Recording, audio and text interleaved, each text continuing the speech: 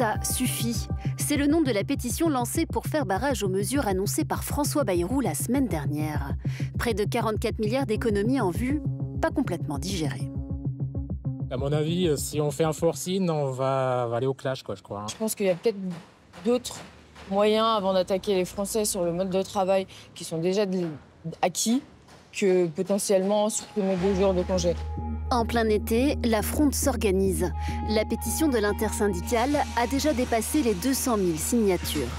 Un appel à bloquer le pays à partir du 10 septembre a aussi été lancé sur la toile. En cause notamment la suppression des 2 jours fériés, les coupes dans certains services publics ou encore le gel des prestations sociales annoncé par le Premier ministre. Il faut que toute la nation travaille plus pour produire et pour que la situation de la France s'améliore. Avec 666 heures de travail par habitant, la France se situe en deçà de la moyenne des pays de l'OCDE qui atteint les 776 heures. Pour le gouvernement, c'est la preuve que les Français travaillent moins que leurs voisins. Une conclusion hâtive pour certains économistes qui y voient plutôt le signe d'une mauvaise répartition du travail dans notre pays. Au-delà de cette bataille de chiffres, ce qui est sûr, c'est que cette injonction à travailler et produire plus intervient alors que le monde du travail semble en crise en France.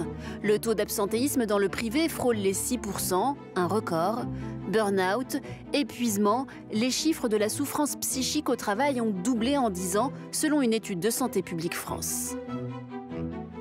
Le corps s'est comme effondré. On dit souvent le corps lâche. On peut dire probablement que le burn-out est lié à un modèle de performance et d'organisation productive qui provoque des atteintes psychiques. Au vu de cette situation, les mesures annoncées par le Premier ministre sont-elles acceptables par les Français ? Les efforts demandés sont-ils répartis de façon équitable ? Les travailleurs sont-ils les grands sacrifiés de ce plan Bayrou ? Et pour en parler ce soir, nous recevons Agathe Leberder. Bonsoir. Bonsoir. Vous êtes secrétaire générale adjointe de l'UGI-CGT. Selon vous, les travailleurs sont les premières victimes du plan Bayrou. La colère monte car on demande toujours plus d'efforts aux salariés, dites-vous, et cela sans réelle rétribution puisque les salaires n'augmentent pas. À vos côtés, Flora Baumelin, bonsoir. Bonsoir. Vous êtes directrice d'expertise sur les sujets de travail à l'IFOP. Selon vous, une grande majorité des travailleurs désapprouvent les mesures du plan Bayrou. Ils ont le sentiment qu'ils vont devoir travailler toujours plus et ne plus pouvoir concilier vie professionnelle et vie personnelle. Et puis Bertrand Martineau, bonsoir. Bonsoir. Vous êtes économiste, associé à l'Institut Montaigne. Vous avez coécrit avec Franck Morel le livre « Le travail et la solution » paru aux éditions Hermann. Selon vous, le plan Bayrou n'est pas un plan d'austérité car il ne modifie pas le modèle social. L'objectif est de faire des économies. Il ne vise pas, dites-vous, que les travailleurs mais aussi les entreprises. Il n'y a pas de baisse de dépenses complètement indolore. Et pour entamer ce débat, Valérie, on va démarrer avec un mot. Oui, c'est plus qu'un mot, Jean-Mathieu, c'est un symbole. La chaîne de l'Himalaya. Le Premier ministre a choisi le plus haut sommet du monde pour représenter le mur de la dette et l'ascension à laquelle chaque Français doit se préparer pour réduire le déficit de 43,8 milliards d'euros rien qu'en 2026. Et pour le gravir, cet Himalaya, eh bien, François Bayrou a prévu tout un tas de mesures, des mesures qui visent principalement le travail, suppression de 2 jours fériés, monétisation de la 5e semaine de congés payés, durcissement de l'assurance chômage, augmentation des jours de carence, gel des salaires dans la fonction publique. Bref, le Premier ministre veut mettre plus de Français au boulot. Bertrand Martineau, c'est la dure vérité, comme il l'annonce dans l'intitulé même de son allocution, le moment de vérité. La France doit se mettre au travail ou ce sont les actifs qui trinquent injustement dans ce plan budgétaire ? Alors, déjà sur le diagnostic, je pense que tout le monde est à peu près d'accord, même ceux qui sont totalement opposés à ce que vous appelez le plan Bayrou. Pour reprendre la métaphore de l'Himalaya, avec ce qui est annoncé là, on va dire qu'on commence à quitter le camp de base, simplement. Mais que le pire est évidemment devant nous. Ce qui est en train de se passer est évidemment prévisible depuis très très longtemps. On est dans une situation où on a une faiblesse des gains de productivité et on a un vieillissement démographique, qui est même pire que ce qu'on avait imaginé, mais en même temps, on le savait déjà depuis les années 80, qu'on avait un problème de vieillissement démographique. Et on ne s'y est pas préparé, ni à la baisse de productivité, ni à cette démographie. Ça veut dire qu'on a un modèle social, globalement, qui est calé pour une croissance économique de entre 2 et 3% par an. Or, d'après, même en étant assez optimiste, on va avoir du mal dans les prochaines décennies à dépasser 1% par an en moyenne. Bon. Donc, effectivement, il va y avoir des choix politiques très lourds à faire. Donc, dans un premier temps, effectivement, comme il n'y a pas une majorité pour faire quoi que ce soit, en fait, on ralentit le rythme des dépenses. Je rappelle que tendanciellement, les dépenses publiques augmenteraient d'à peu près de 50-60 milliards et on va finalement, elles ne vont augmenter que de 30 milliards. Ouais. Donc c'est pour ça que je dis qu'on est juste en train de sortir du camp de base. On n'a pas commencé vraiment l'ascension. Oui, c'est ça. En même temps, il est vrai, Agathe Le Berder, pour vous, quand vous entendez justement ce que dit aujourd'hui Bertrand Martineau, est-ce que ce sont les salariés qui doivent porter, qui vont porter d'ailleurs tout le coût justement des dépenses imaginées par François Bayrou? Là, c'est ce qui est annoncé, c'est une année noire pour les salariés et c'est ce qu'on refuse à la CGT, mais aussi dans l'ensemble des organisations syndicales de ce pays qui ont lancé, comme vous l'avez rappelé au début, une pétition qui a rassemblé plus de 200 000 signatures en 2 jours. Et j'invite évidemment toutes celles et ceux qui nous regardent à la signer pour envoyer un message très fort au gouvernement sur le fait qu'on refuse de faire ce niveau de sacrifice-là pour ce budget. Aujourd'hui, le budget, ce qui vient d'être dit, ne me convient pas parce qu'on nous dit les dépenses ne vont pas augmenter, sauf qu'elles continuent d'augmenter en fait pour les entreprises, et notamment pour tout ce qui concerne les aides publiques aux entreprises, qui représentent là, un rapport sénatorial vient de nous le rappeler et de confirmer le chiffre qu'avait publié la CGT en 2022, qui représente plus de 200 milliards d'euros par an de dépenses publiques pour les entreprises sans contrôle ni contrepartie. Ces aides continuent de filer, tout comme il n'y a aucun geste qui est fait sur les questions de patrimoine, de grand patrimoine. Aujourd'hui, on ne va pas imposer plus ceux qui possèdent beaucoup, notamment les rentiers, et rien, évidemment, sur la rémunération du capital qui atteint des records en France, on l'a vu cette année, en 2020. Alors, Flora Baumelin, justement, cette impression que c'est les salariés qui vont davantage passer à la caisse, elle se vérifie, notamment quand on interroge les Français? Alors, c'est vrai que quand on interroge les Français, au lendemain des annonces de François Bayrou, on a 77% des Français qui désapprouvent la suppression des 2 jours fériés. Ce n'est pas une surprise, puisque c'est une mesure qui demande aux Français et surtout aux actifs de travailler plus sans contrepartie. Ce n'est même pas un travailler plus pour gagner plus, comme à l'ère de Nicolas Sarkozy. C'est une demande sans contrepartie. Et ce score de 77%, il monte à 83% chez les actifs, puisque de toute façon, c'est un score de désapprobation, puisque évidemment, c'est eux qui sont les premiers concernés. D'accord, oui, c'est ça. Alors, on va le voir, il y a vraiment au cœur, en effet, de ces propositions Bayrou et de cette sensation des salariés qui devraient payer davantage que les autres. Il y a aussi un sujet qui est l'absentéisme au travail. On en parle beaucoup de ce coût, l'absentéisme au travail. Et Julia, on va voir qu'avec vous, chez notre voisin d'Outre-Rhin, eh bien, on en parle de cet absentéisme au travail qui sévit aussi. Effectivement, environ 15 jours d'arrêt maladie par an et par salarié en Allemagne. Ce sont les chiffres de 2023, avec un land particulièrement touché, la Thuringe dans le centre-est, 28 jours d'arrêt par an et par salarié. En fait, c'est depuis le Covid que les Allemands posent de plus en plus d'arrêts maladie. Pourquoi? Alors, certains disent que c'est lié à la procédure qui est simplifiée. Désormais, tout se passe électroniquement en Allemagne. Un clic sur Internet et l'arrêt est envoyé. Les syndicats disent eux que les arrêts augmentent surtout en raison de la détérioration des conditions de travail. En tout cas, ça pose un réel problème pour les entreprises allemandes parce que ce sont elles qui paient les congés maladie et non pas la sécurité sociale comme en France. Alors, quelle solution? Vous allez voir que les idées fleurissent chez nos voisins allemands. Par exemple, réintroduire un jour de carence. C'est ce qu'a proposé le patron de la banque Allianz.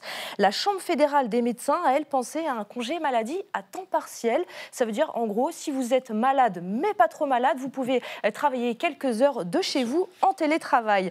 Le débat, en tout cas, est toujours en cours en Allemagne et pendant ce temps, certaines entreprises utilisent la méthode, disons, forte.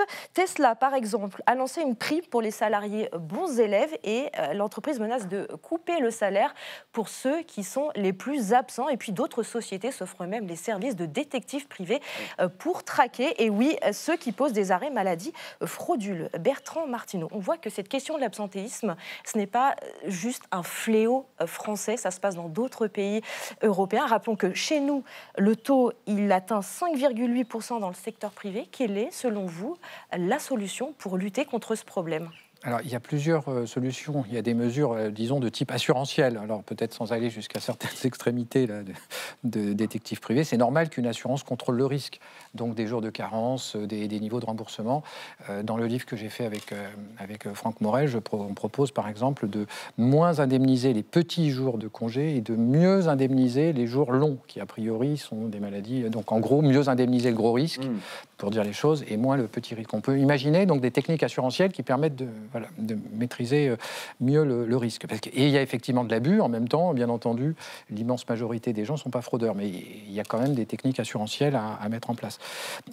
Mais plus profondément, et ça concerne tous les pays occidentaux, on a effectivement un problème de rapport au travail et de nouvelles pathologies créées par le travail, qui sont moins des pathologies de pénibilité physique aujourd'hui que des pathologies psychiques.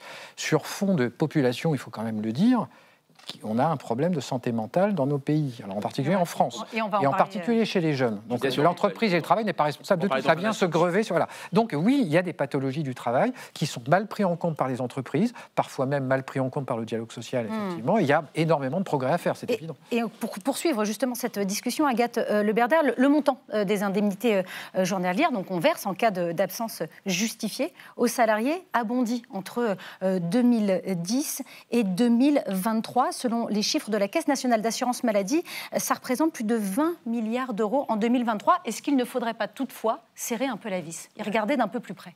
Bien sûr que non. Le principe même de notre sécurité sociale, c'est de garantir notre niveau de vie. C'est-à-dire, je tombe malade, je suis arrêté par une décision d'un professionnel ou d'une professionnelle de santé, et à ce titre-là, j'ai le droit au maintien d'une rémunération qui me permet de rester dans mon appartement, ne pas avoir à vendre ma voiture ou à arrêter mes activités quotidiennes. Donc c'est très important de maintenir le niveau d'indemnisation, et c'est un grave problème que le gouvernement appelle à geler de manière générale les prestations sociales. C'est très très grave, hein, les annonces qu'il a faites là, François Bayrou. Le gouvernement nous dit qu'il ne peut pas tenir. On ne peut pas tenir qu'à l'avenir, et on ne pourra plus être remboursé si on continue comme ça. Alors on peut, grâce au fait de créer de nouvelles recettes, de trouver de nouvelles recettes.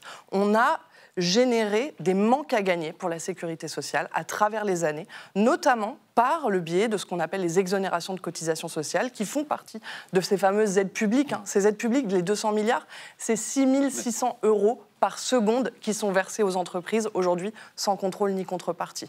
Sur les questions, on parlait de la question de la santé au travail, les pathologies... On va parler dans un instant. Oui, je vous propose, on va juste y revenir dans un instant, juste avant. Flora Baumlin, une question sur ce qui nous attend dans les prochains mois. Les propositions de François Bayrou, on l'a vu, font réagir. Marie-Lise Léon parle de carnage total. La CFDT aussi a également réagi. Est-ce qu'il faut s'attendre à un mouvement social d'ampleur à la rentrée, selon vous? Alors, je ne vais pas jouer avec une boule de cristal. Cependant, on voit clairement qu'il y a un schisme entre les Français, leur perception du travail aujourd'hui et la démarche du gouvernement. Les annonces de François Bayrou aujourd'hui, elles s'inscrivent aussi dans la droite ligne de toute la réforme sur les retraites, la volonté de faire travailler plus longtemps les Français, de les faire travailler plus aussi à l'année, au moment même où les Français... eux sont en train de souhaiter revaloriser finalement leur temps libre et de lui donner une plus juste place et de décentraliser le travail dans leur vie. C'est vrai que c'est étonnant ce que vous dites, parce que c'est intéressant, parce qu'il est vrai que les Français ne travaillent pas assez. On le voit depuis longtemps. Bertrand Martineau, c'est quelque chose qu'on a l'impression d'entendre depuis des décennies. Et à chaque fois, on l'a dit tout à l'heure, travailler plus pour gagner plus, c'est un slogan qui est resté de Nicolas Sarkozy. Hein, on se souvient, c'était quand même en 2007, nous sommes en 2025, c'était donc il y a 20 ans. Même avant Nicolas Sarkozy, on en parlait. Pourquoi ça revient toujours en temps de crise ? Ce slogan que les Français ne travaillent pas. Alors déjà, c'est dans un contexte de diminution, enfin de modération du pouvoir d'achat, avec des salaires qui croissent beaucoup moins vite pour les raisons que j'ai évoquées, c'est-à-dire c'est l'économie générale qui ralentit, donc les salaires aussi, comme l'ensemble de l'économie. Et donc, vous avez, et d'où le succès du slogan de Nicolas Sarkozy en 2007, c'est que ça correspond à une appétence populaire très très profonde. C'est-à-dire qu'il suffit d'aller dans les entreprises, les salariés ont envie de faire des heures supplémentaires majoritairement. Bon. Et donc cette question de travailler plus pour gagner plus est en toile de fond depuis longtemps pour cette raison. Et puis il y a maintenant, on vient se greffer une raison nouvelle, mais qui n'est pas incompatible avec la première, c'est qu'on a aussi un problème de finances publiques gravissime. Voilà, donc c'est la conjonction des deux qui fait que la question de la quantité de travail dans l'économie, qu'on la prenne par les deux bouts, c'est-à-dire par le nombre de gens qui travaillent et par la durée du travail des gens qui travaillent, qui devient un problème politique central pour ces deux raisons. Agathe Le Berder, Amélie de Montchalin, la ministre des Comptes publics, déclarait que les Français travaillent 100 heures de moins que les Allemands. Alors, elle se base sur les chiffres de l'OCDE. On l'a vu dans le sujet qui démarrait ce débat. C'est 666 heures travaillées par an et par habitant pour les Français, comparé à la moyenne de 776 heures pour le reste de l'Europe. Est-ce qu'elle a raison de se baser sur ces chiffres? Est-ce que c'est une bonne vision, une bonne focale? Non, Amélie de Montchalin se trompe complètement sur ces chiffres-là. Et c'est grave, en fait, prétend des choses qui n'existent pas, c'est-à-dire que les salariés ne travailleraient pas assez.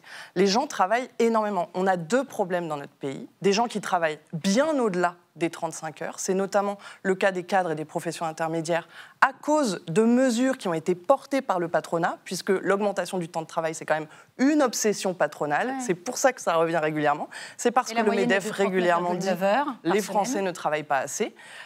C'est le forfait jour, le fait qu'on ne décompte plus les heures de travail pour les cadres. C'est très grave. Il y a un cadre sur deux aujourd'hui qui est au forfait jour et qui travaille en moyenne 45 heures par semaine. C'est 10 heures au-dessus des 35 heures hebdomadaires. Et le deuxième problème qu'on a dans notre pays, qui explique les chiffres qu'on comprend en France, c'est qu'on a un temps partiel imposé, notamment chez les populations employées, en particulier chez les femmes, qui subissent des temps partiels, des contrats très précaires avec des temps fragmentés qui ne leur permettent pas de vivre, qui expliquent aussi la pauvreté des salariés des catégories employées, notamment des femmes et des familles monoparentales. Et c'est un problème auquel le gouvernement refuse de s'attaquer, alors qu'à la fin de la conférence sociale en octobre 2023, il avait dit qu'il travaillerait sur les questions de temps partiel. Aujourd'hui, il refuse de le faire. Alors, on va voir tout à l'heure, vous avez parlé justement de cette santé, aussi de cette précarité qui amène à des problèmes de santé. Et malheureusement, ce n'est pas nouveau. On va voir, ouvrons notre placard à archives et on va remonter jusqu'en 2009. À l'époque, France Télécom fait face à une série de suicides de ses employés. Un terme s'impose alors dans le débat public, souffrance psychologique au travail. Michel, 53 ans, travaillait dans ce centre de recherche à Lannion, en Bretagne. Le 29 août dernier, il met fin à ses jours, juste après son retour de vacances. Les syndicats établissent un lien direct avec la pression qu'aurait subi ce technicien. Dans l'entreprise, les suicides se multiplient. Le 14 juillet, cet architecte réseau de 51 ans laisse une lettre à ses proches. Il dénonce une surcharge de travail. En 1 an et demi, les syndicats ont recensé 22 suicides à France Télécom. Ils dénoncent des méthodes de management et les rythmes de travail. Nous ne disons pas à la CFDT que tout est lié exclusivement au travail, c'est souvent multifactoriel, mais nous disons que dans un certain nombre de cas, je crois que l'entreprise ne peut pas se dédouaner de sa responsabilité. Flora Bomelin, on le voit, c'est un exemple, celui-là, qui a véritablement marqué la société française par rapport à une entreprise qu'on connaissait très bien, France Télécom, devenue Orange ensuite. Cette question quand même de la souffrance psychologique au travail, elle est aujourd'hui presque au cœur des préoccupations des Français par rapport à leur emploi. Oui, tout à fait. Quand on interroge les salariés français, en fait, ils sont 64% à nous dire qu'ils estiment exercer un métier pénible psychologiquement. 64%, ça veut dire quasiment voilà, 2 salariés sur 3. C'est plus que la pénibilité physique, qui est là plutôt cantonnée à des métiers, par exemple, ouvriers. Oui. Et donc, cette question de la santé psychologique, en fait, elle touche justement toutes les catégories professionnelles, les catégories populaires, comme les cadres, comme les professions intermédiaires. Et c'est ça qui est marquant aussi, c'est que ça touche vraiment toute la population. Ouais, et Bertrand Martineau, particulièrement la jeunesse. Les jeunes craquent. 49% des jeunes ont eu un arrêt maladie en 2024 et les troubles psychologiques représentent 22% de tous ces arrêts maladie chez les moins de 30 ans en France. Comment expliquer ça? Comment expliquer le fait que ce soit un problème qui touche particulièrement la jeunesse? Alors, déjà, la jeunesse, comme je disais tout à l'heure, il y a des enquêtes maintenant épidémiologiques qui montrent qu'elle est plus touchée que les autres par des problèmes de santé psychique qui dépassent largement la question du travail. Et probablement... Pour vous, ce n'est pas forcément lié au travail? C'est en partie lié au travail, mais pas uniquement. Enfin, il y a une composante jeunesse particulière qui est en train. Il y a beaucoup de chercheurs qui travaillent là-dessus. Il y en a beaucoup qui évoquent les conséquences à long terme du Covid et des causes, des troubles psychologiques qui ont eu à ce moment-là. Mais ça se traduit aussi par les consultations psychiatriques, par les internements dans les hôpitaux psychiatriques, etc. Enfin, c'est un sujet qui dépasse largement la question du travail. On a affaire à des jeunes qui sont plus fragiles psychologiquement probablement que leurs aînés. Bon, cela étant, que ce soit des jeunes ou des pas jeunes, une proportion importante de travailleurs français est exposée, non pas à une durée du travail excessif, parce qu'on n'est plus dans la civilisation de l'usine, mais sont exposés à des changements organisationnels qui sont incompris, qui sont parfois absurdes et qui viennent perturber justement la santé psychique.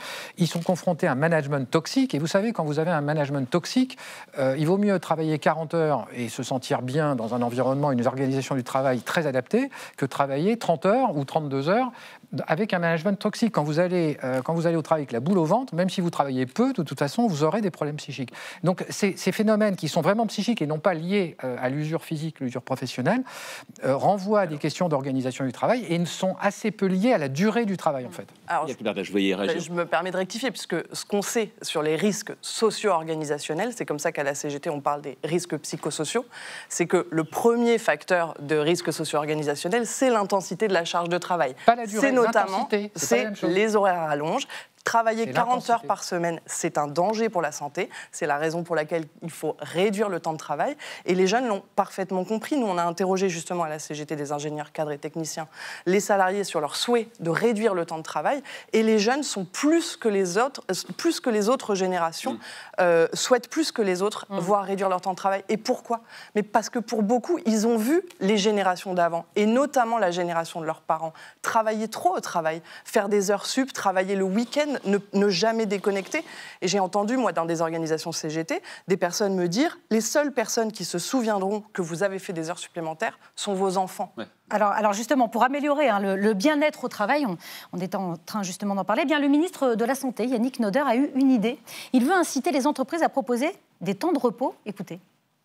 Je fais beaucoup de micro-siestes et j'ai fait ça toute ma vie et ça m'aide encore beaucoup maintenant que je suis ministre. Je n'ai aucun conseil, mais je crois que parfois les micro-siestes de quelques minutes dans un lieu calme peuvent naturellement largement améliorer la productivité d'un secteur, éviter les accidents aussi au travail. Donc je pense qu'il faut travailler, mais aussi dans de bonnes conditions.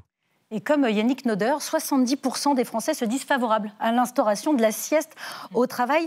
Flora Baumelin, là, le ministre vient éteindre le feu des annonces de François Bayrou. C'est une vraie solution? Alors, on n'a pas testé la sieste encore, je suis désolée. Il faut essayer. En revanche, ce qu'on avait testé, c'était la semaine de 4 jours. Oui. Voilà. Et pour le coup, les Français et les actifs, a fortiori, sont très majoritairement en phase pour que ce soit la semaine de 4 jours ou la semaine en 4 jours. Justement, Agathe Berder, rapidement pour vous trois, sur la sieste, est-ce que ça peut être aujourd'hui, on le sait qu'il y a des pays, en Chine aujourd'hui, où c'est carrément dans la Constitution, ça serait important, ça serait intéressant de mettre ça en place? Moi, je veux juste réagir, je trouve indécent que le ministre de la Santé vienne parler de sieste, alors que Bayrou a annoncé la suppression de 3000 postes de fonctionnaires, qui vont aussi toucher les hôpitaux, qui sont dans une situation gravissime, où les internes font des heures sup à rallonge, tombent malades, où les soignants, les infirmières sont obligés de faire des journées de 12 heures pour que les services tournent. Enfin, on est dans une situation catastrophique dans les services de santé publique, et le ministre vient nous parler de sieste. Je trouve ça indécent. Par contre, effectivement, il faut ouvrir le débat sur la question de la réduction du temps de travail avec la semaine de 4 jours et non pas pas position de la CGT, en 4 jours. De 4 jours en 4 jours. C'était la proposition de Gabriel Attal l'année dernière. Mais il faut réduire aujourd'hui le temps de travail pour permettre aux gens de travailler mieux, de mieux partager le travail, mais évidemment en maintenant le salaire. Bertrand Artino, rapidement s'il vous plaît, sur la sieste, cette idée de sieste. La réduction du temps de travail, c'est la réduction des salaires, donc il y a quand même un sujet. Non, plus généralement, au-delà de la sieste, c'est des problèmes d'organisation du travail. On pourrait parler de la sieste qui, j'espère, ne deviendrait pas obligatoire avec des incitations, enfin pas qu'on soit des usines à gaz. Mais plus généralement, l'organisation du travail, les questions de déconnexion qu'il faudrait bien faire respecter, effectivement. Il y a des conventions collectives, mais à rallonge, mais elles ne sont pas toujours respectées. Voilà. Et donc, au-delà de la question de la sieste, qui, d'un point de vue médical, est sans doute très intelligente, il y a la question de l'organisation du travail, de la répartition des temps de travail dans la journée et de l'intensité du travail, plutôt que la question de la durée. Merci en tout cas à vous trois d'être venus débattre ce soir autour de ce sujet.